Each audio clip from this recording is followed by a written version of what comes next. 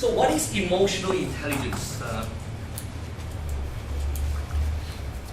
Humankind have always been interested, well, when I say always, since the 1930s, humans have invested a great deal of time learning exactly what it is that will help someone predict how successful and fulfilled one becomes in life.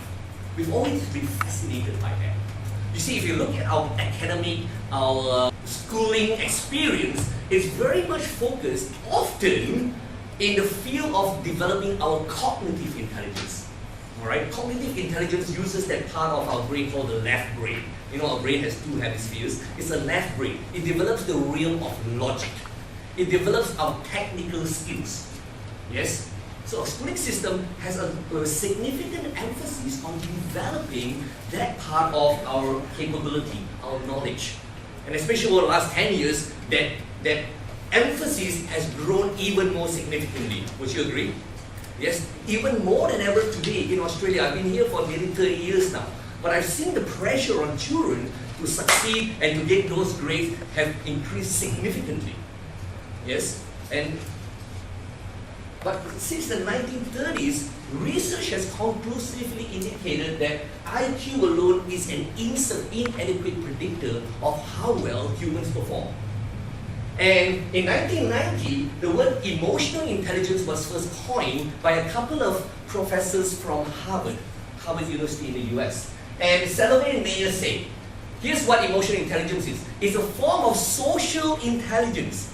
Intelligence about relationships. Working effectively with people.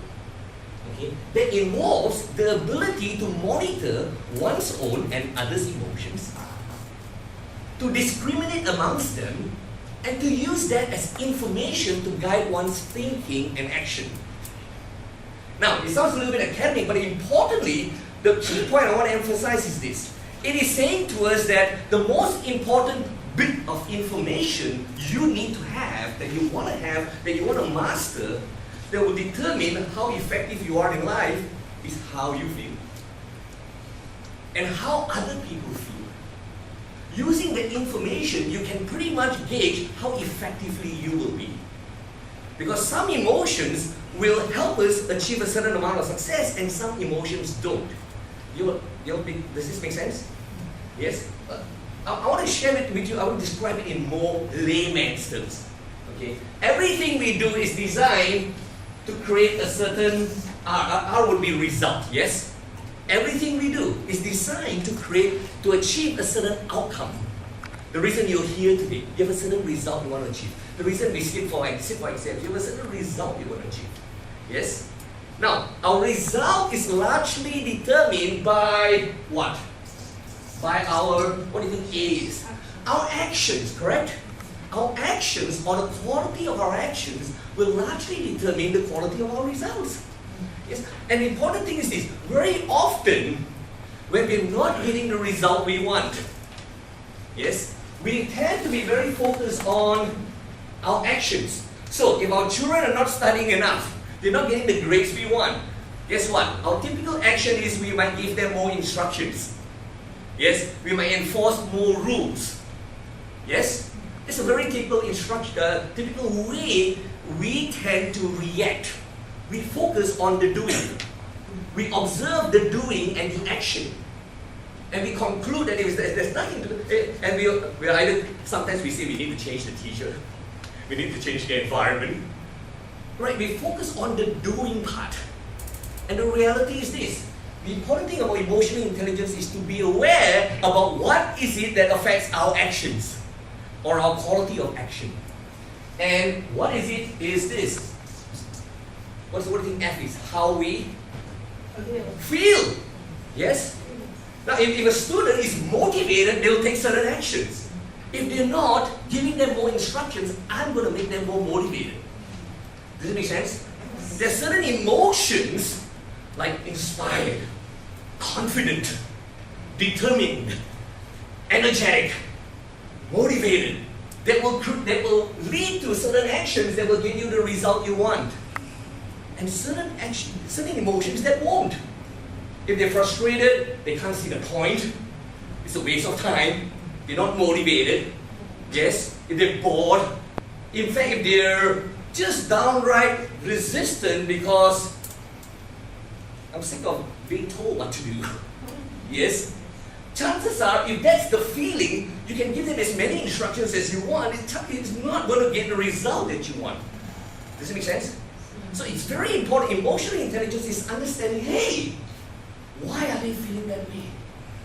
How can I turn apathy, frustration, fear to inspiration? Or boredom, yes, to inspiration, energy, passion.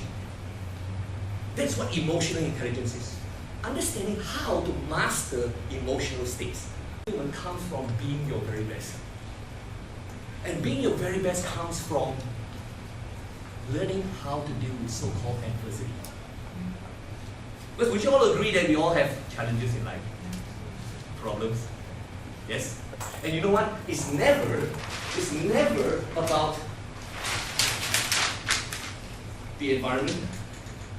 It's never about the cancer, or the loss in the family, or the failure in the exam, or the loss of the job that determines how far you go in life, how successful and fulfilled. But it's our response to it. Yes? It's our response to it. It's our way of interpreting it. Here's one of the things I've learned in life. We're never meant to stay comfortable. There's no growth when we are comfortable. And joy comes from growing, being the best, being more wise, being more empathetic, being more of a leader, being more influential. Yes, in Daniel Goleman's model here, yes, he says our ultimate goal for us to achieve our full potential in our career, in our studies, in our finances, in our relationships with others, we want to get and master this. We want to have the skills to develop others, to create other leaders. We want to be the people that initiate the change, not just cope. We want to be the initiators. Like the Al Gores of the world who come out here and say, hey, you know what? There are many people who understood about the global warming problem. They had all the data, all the statistics, which showed that logically we need to do something. But it takes a person with the charisma, with the resilience, with the passion, with the drive to change the consciousness of the world, where today hardly a day goes by when people are not talking about global warming. True? So you can have all the technical skills in the world, but mind you, technical skills that brain is very important. But the way I see it is this. It's enough to get you into the game. It's enough to get you a job. It doesn't determine how well you play. It doesn't determine how successful, effective, and fulfilled you become.